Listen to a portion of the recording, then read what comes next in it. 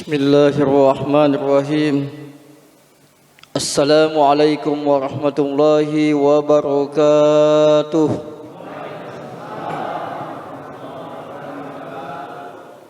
Alhamdulillahi rabbil alamin.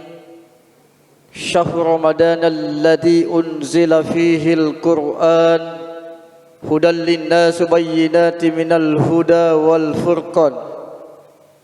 Ashhadu an la ilaha illallah wahdahu la syarika lah wa ashhadu anna Muhammadan abduhu wa rasuluh. Allahumma salli wa sallim wa barik wa karim atan nabiyyil karim wa ala alihi wa sahbihi wa man tabi'ahum bi ihsani ila yaumiddin, amma ba'du. Faqad qala Allah subhanahu wa ta'ala fi kitabil karim wa huwa asdaqul qailin. A'udzu billahi minasy syaithanir rajim. Bismillahirrahmanirrahim. Inna anzalnahu fi lailatul qadr. Wa ma adraka ma lailatul qadr. Lailatul qadri khairum min alfi syahr. Ila akhiril hayat. Waqala aidan qala Rasulullah sallallahu alaihi wasallam al-jannatul mustaqatul ila arba'atun nafar. Sadaqallahul adim wa ballagha rasulul karim wa nahnu ala dhalika minasy syahidin was sakirin walhamdulillahi rabbil alamin. Jamaah tarawih yang insyaallah dimuliakan dan dirahmati oleh Allah Subhanahu wa taala. Alhamdulillah, kita sudah berada di malam ke-18 bulan suci Ramadan, yang mana di malam ke-18 bulan suci Ramadan Allah Subhanahu wa taala memberikan keistimewaan atau kemuliaan, yang di mana malam tersebut adalah salah satu malam nuzulul Quran. Malam yang mana Allah Subhanahu wa taala menurunkan kitabullah dari Lauhul Mahfuz turun ke Baitul Izzah, kemudian turun ke buminya Allah Subhanahu wa taala. Sebagaimana Allah Subhanahu wa taala berfirman, "Inna nahnu nazzalna la-dzikra wa inna lahu lahafizun." Sesungguhnya Allah yang menurunkan Al-Qur'an dan Allah pula yang menjaganya. Jadi sebelumnya ada Al-Quran 30 juz, 6.666 ayat, 114 surah, muhkam mutasabi. Allah menurunkan Kitabul Izzah yang diturunkan dari 4 kitab. Kitabul Izzah itu adalah 4 nabi dan rasulnya Allah yang diberikan keistimewaan untuk memegang amanah, untuk menyempurnakan kitab-kitab. Yang pertama kitab Sabur, kitab Taurat, kitab Injil, dan kitab Al-Quranul Karim yang terkhususkan kepada Rasulullah Muhammad sallallahu alaihi wasallam. Kenapa Quran diturunkan secara beransur-ansur? Syahr Ramadan allati unzila fihi al-Quran hudan lin-nas wa bayyinatin minal huda wal furqan. Allah menurunkan Al-Quran secara beransur-ansur di 17 Ramadan. 17 Ramadan secara beransur-ansur. Jadi bukan 30 juz serentak. Kenapa demikian diturunkan 30 juz secara beransur-ansur? Menurut Makkah dan Madinah diturunkan di Mekah. Di Mekah dan di Madinah. Kemudian secara letter-let atau secara asbabul nuzul dan asbabul urutnya itu ayat. Kalau ada peristiwa yang terjadi di Madinah maupun di Mekah, maka turunlah ayat. Makanya ada di Makkah dan di Madinah, Makkiyah dan Madaniyah. Sebelumnya Allah Subhanahu wa taala menurunkan 30 juz. Ada juga kitab lembaran-lembaran kitab suci yang dibawa oleh suhufi Ibrahim wa Musa, Nabi Ibrahim dan Nabi Musa dan nabi-nabi yang lain. Kemudian Allah menurunkan Quran itu secara beransur-ansur, tertulislah di beberapa nukil sebelumnya menjadi 30 juz, menjadi rasam mushaf Utsman bin Affan. Jadi dikumpulkan para sahabat Abu Bakar, Umar, Utsman, Ali. Dikumpulkan para hafiz dan hafizah, para kaligrafer Al-Khattul Arabiyah. Makanya Quran itu tersimpan di mana? Ketika Rasulullah SAW menerima perintah membaca Iqra di Gua Hira. Iqra bismi rabbikal lati khalaq. Bacalah Muhammad dengan nama Tuhanmu. Rasulullah datang membaca. Ketika Rasulullah dituntun oleh malaikat Jibril alaihissalam sebanyak kali, Iqra, bacalah Muhammad. Iqra, bacalah Muhammad. Ketika Rasulullah yang ketiga kalinya, alhamdulillah, dia mendapatkan wahyu dan mengkhatamkan 30 juz. Iqra bismi rabbikal lati khalaq. Bacalah Muhammad dengan menyebut nama Tuhanmu yang menciptakanmu. Khalaqal insana min 'alaq. Yang menciptakan manusia dari segumpal darah. Khalaqal insana min 'alaq. Iqra wa rabbukal akram. Bacalah dengan nama Tuhanmu yang maha agung. Allati 'allama bil kalam. Yang menciptakan, yang menulis dari 'allama bil kalam. Nun wal qalami wa ma yasturun. Jadi itu tinta dijadikan perumpamaan laut. Dan handang itu, pulpen, pena, spidol dijadikan sebagai apa? Perumpamaannya dahan-dahan, batang-batang pepohonan.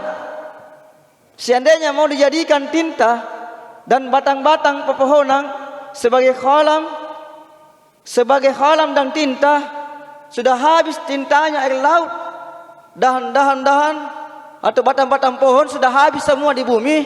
Ayat-ayat Allah belum habis. Qul law kana al-bahru midadan li kalimati rabbi lanafidal bahru qabla an tanfada kalimati rabbi walau ji'na bimislihi madada. Kemudian Allah menurunkan Quran, maka tertulislah di beberapa ciptaan Allah. Ada yang ditulis di pelapak rumah, ada yang ditulis di kulit onta, ya, di tulang onta, di beberapa bebatuan. Dan ini salah satu cikal bakal bahwa Quran itu adalah mukjizat. Kenapa bisa menjadi 30 juz, 6.666 ayat, 114 surah, muhkam mutasabih. Jadi inilah jumlahnya 30 juz. Kesempurnaan dari kitabullah, dari kitab Zabur, Taurat, Injil dan Al-Quran. Makanya Rasulullah Muhammad SAW memerintahkan kepada kita, khairukum man ta'allama al-Qur'ana wa 'allama. Sebaik-baik umatku adalah yang mempelajari Al-Qur'an dan mengamalkannya. Alhamdulillah.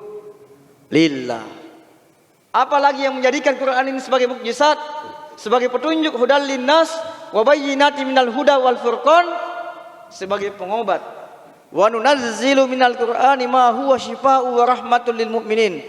Allah yang memberikan Quran, Allah yang menciptakan Al-Quran, yang menurunkan Al-Quran sebagai syafaat, pengobat bagi orang mukmin yang galau, gundah gulana. Jadi kalau kita sakit-sakitan Bapak Ibu, tidak ada obatnya, tidak ada apa dokter, ya, perlu diruqyah atau dibacakan kalimat-kalimat Allah Subhanahu wa Ta'ala. Jadi kalau tidak ada obat selain Quran, itu sudah tanda-tanda menghampiri bahwa kita ini sudah dihisap oleh Allah Subhanahu wa Ta'ala. Semua kenikmatannya Allah sudah dicabut satu persatu. Mulai kekuatan Pak yang tadinya kuat tiba-tiba sakit, tiba-tiba lemah. Yang tadinya kita punya jabatan, tiba-tiba apa? Pensiun. Yang tadinya kita kuat Pak fisiknya, mata ini terang, tidak lama kemudian sudah minus. Minta maaf lahir batin, terkadang biasa pakai kacamata. Banyak anak kecil kacamata, kenapa? Pengaruh HP. Ini pengaruh online. Subhanallah. Ini apa perkembangan zaman? Dia lupa Quran. Bukan di sini, contoh-contoh. Jangan salah paham yang pakai kacamata, tidak. Saya mengatakan sebagian anak ustaz juga pakai kacamata. Kalau ada yang sesuatu yang saya tidak lihat. Karena kenapa? Usia Pak. Usia. Maksudnya tidak selamanya kita kuat. Gigi ini yang tadinya kayak prajurit bersih putih, copot satu-satu. Rambut yang tadinya hitam berkilau, menjadi, sudah ada bintangnya, sudah ada warna putih, ada kecoklatan. Apalagi kulit yang tadinya kencang Pak, weh, luar biasa cantik gagah, tiba-tiba keripuk. Kenapa? Satu persatu kenikmatannya Allah Subhanahu wa taala diambil. Makanya ingatlah kata Allah. Bagaimana caranya? Memperbanyak membaca Al-Qur'an. Iqra'al Qur'ana, bacalah Qur'an, fa innahu ya'ti yaumal qiyamati, akan datang kepadamu di hari kiamat safian li ashabihi, sebagai syafaat pembela di hari kemudian, bukan handphone yang selamatkan kita. Banyak biasa sebagian anak muda atau ibu-ibu korban TikTok. Kalau bukan TikTok secara langsung COD. Kalau anak muda skater, chip-chip. Kapan mengaji? Padahal momentum di bulan suci Ramadan ini luar biasa Bapak Ibu. Jikalau kita senantiasa menghidupi di bulan suci Ramadan dengan memperbanyak membaca Al-Quran, insya Allah maka kita termasuk golongan yang dirindukan surganya Allah Subhanahu wa ta'ala, insya Allah. Golongan yang kedua kata Rasul, yang dirindukan surganya Allah Subhanahu wa ta'ala adalah wahibsil lidan, orang yang senantiasa menjaga lidahnya. Ini ucapan tabe, minta maaf lahir batin. Kalau sekedar puasa Bapak Ibu, biar anak kecil, anak SD, TK bisa puasa setengah, puasa full. Kalau sekedar menahan lapar dan haus, tetapi bukan menahan lapar dan haus, tetapi bagaimana kita mempuasakan lahiriah dan batiniah kita. Mulai ucapan penglihatan, penciuman, pendengaran, semua dijaga. Karena kenapa demikian? Setengah mati kita berpuasa, dicerita jelek orang, tetangga digunjing, dikubuli, apalagi difitnah. Naudzubillahi min dzalik. Habis kita punya pahala Pak. Apalagi di bulan suci Ramadan bisa jadi nilai puasa di bulan suci Ramadan kita menjadi makruh atau dibatalkan oleh Allah Subhanahu wa ta'ala. Ada pepatah Arab mengatakan, jikalau pedang lukai badan, masih ada harapan untuk sembuh. Jikalau lidah lukai hati, kemana obat hendak dicari. Maka dari itulah kita mampu menjaga ucapan kita dari segala sesuatu yang bisa melukai sesama muslim, terutama ibu-ibu. Bukan di sini, bukan di Masjid Telkom, bukan Beriman 2, bukan di televisi, di layangan putus Indosiar. Nah, hafal semua kalau sinetron ibu-ibu, mulai Indosiar, Suara Hati Istri, apalagi itu Ikatan Cinta, woi artis Korea apalah maneng. Kalau mengaji tas sangkal lagi bacanya, buta baca aku tas, bukan batamu buta, bukan bacamu yang buta, kalian yang buta. Coba, jikalau kita mampu senantiasa menjaga ucapan kita Pak, Bapak Ibu, di bulan suci Ramadan, insya Allah maka kita termasuk golongan yang kedua dirindukan surganya Allah Subhanahu wa ta'ala. Golongan yang ketiga kata Rasul, wa mut'imul ji'an, orang yang senantiasa memberi makan dan minum kepada orang yang berpuasa. Ya, apalagi di bulan suci Ramadan ini banyak sekali pengemis. Di mana?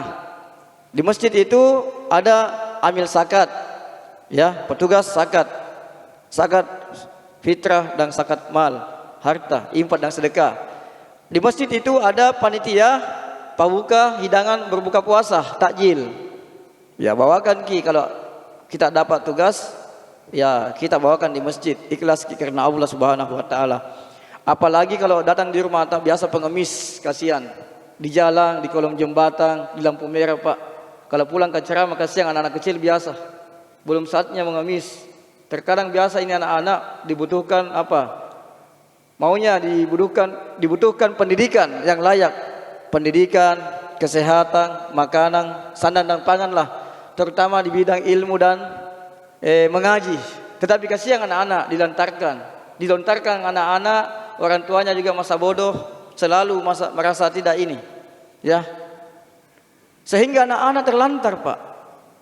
Nah, jikalau kita di bulan suci Ramadan senantiasa berpuasa, kemudian mengeluarkan sebagian harta benda kita, memberikan haknya kepada yang mustahik, baik makanan, minuman, pakaian, apalagi berupa uang atau THR kepada yang mustahik, insya Allah maka kita termasuk golongan yang ketiga dirindukan surganya Allah Subhanahu wa ta'ala.